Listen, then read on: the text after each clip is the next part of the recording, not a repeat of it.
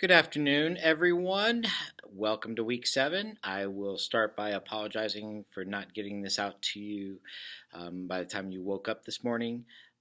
Things kind of got away from me, but we are here for week 7, and that means we are just about done with this course.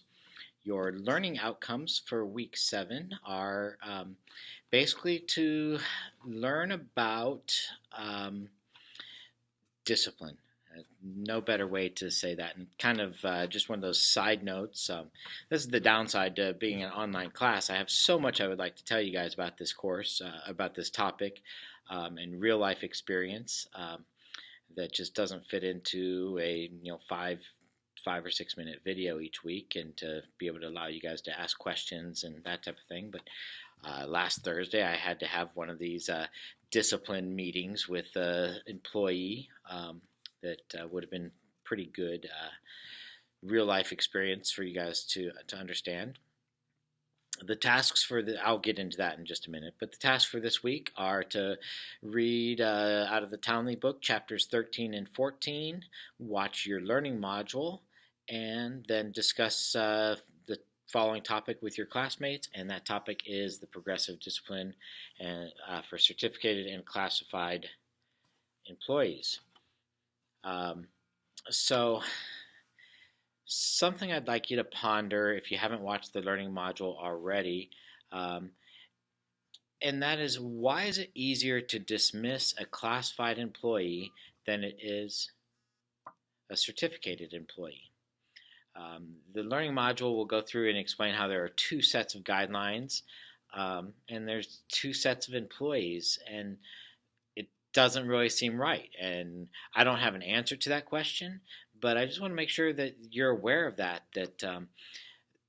it's not that teachers or certificated employees can get away with the stuff that we don't allow our classified employees to do, but it's so much easier to discipline a classified employee for doing something than it is a certificated employee for doing the exact same activity or event.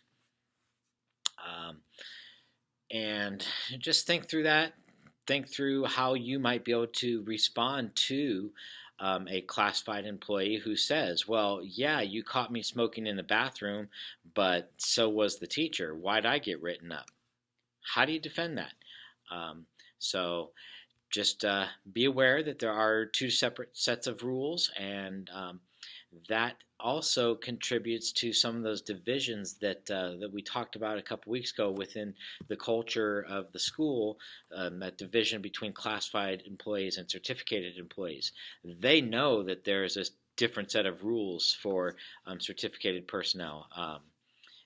So it can be tough. I made a little comment here on to relate it to your classroom. Just like in your classroom, discipline, when you discipline a student, or in your house when you discipline a child, that discipline isn't always specifically directed for the person that did something wrong. And so let me explain that. Sometimes we have to discipline somebody that did something wrong, even though they learned their lesson, but we need to make sure that everybody else learns that same lesson. So that's part of what discipline does. The corrective action has already been taken care of. The student has made restitution. The child has apologized and picked up the broken glass. Speaking from personal experience, when I broke a window, whatever. We take care of that, but there has to be that punishment, that discipline, so that everybody else knows you can't act like this and nothing, and without consequences. Sometimes discipline is needed to maintain control. Everybody needs to understand that there are repercussions for actions. So if we want everyone on our staff to understand that coming to school on time for employees is important, there needs to be discipline for that person. And if we don't discipline that person, we've lost control even over some of the small things. And the last one is, we need to discipline individuals to ensure legal compliance. And that's one of those tough things. Sometimes you're going to have to write a letter of reprimand for an employee. and put it into their personnel file simply for the fact that if anything else ever happened, you need to be protected that you dealt with that and you properly disciplined and followed the rules of discipline for your school district in dealing with that individual. So let it serve as a lesson for others, use it to maintain control, and also to ensure legal compliance. Those are my three keys to discipline that impact others besides the simple person that did something wrong. Some of your districts may use this method for discipline called frisk, just like frisk with police officers. It is pretty commonplace for human resources to use this method. There's books out there on it, and it's very simple. It's how to document the any employee that you're writing up, whether it's a conference summary, a written reprimand, a letter of warning.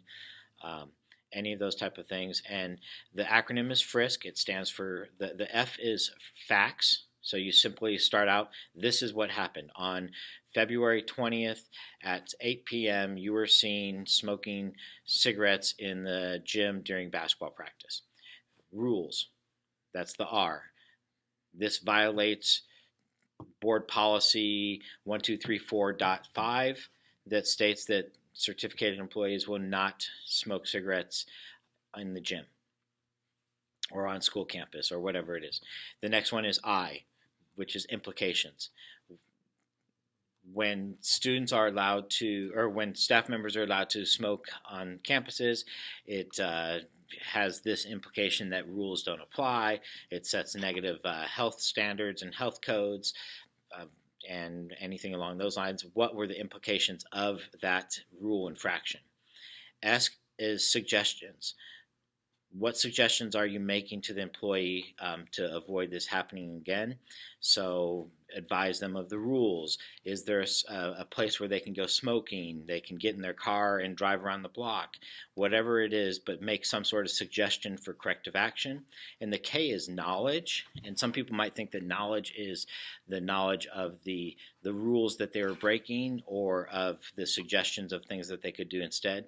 But what the knowledge stands for in the FRISK documentation is of the next steps. So that is where you tell the person that failure to comply with this directive can result in further disciplinary action up to and including possible dismissal or termination.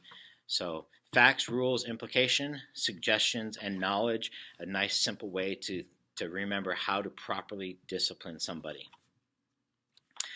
Never discipline any employee without checking with your supervisor first, whether that is your site principal if you're an AP or a VP, or with your district human resources department. You'll want to make sure you follow their processes and their protocols, as well as making sure that you don't want to be writing a written warning for someone that has already gotten 4 written warnings from somebody else. So you want to make sure that human resources is aware, because they may say, nope, you know what, this is the last straw. We're taking this to the next level. Always have someone else review your written documentation. And the last thing is, when you go to talk with somebody, they have a right to representation. And I strongly encourage you to encourage them to bring in their representation. The last thing that you want is to schedule a meeting for disciplinary action and to have the person come in and be like, I didn't know I was in trouble. I want my union rep. And then you have to stop. You have to reschedule, bring in a union rep. It's not your responsibility to arrange for that, but just let that person know, hey, I need to see you at 2 o'clock to discuss the incident from last week. Excuse me. And if you would like to, you can bring your union rep, and that'll send the message.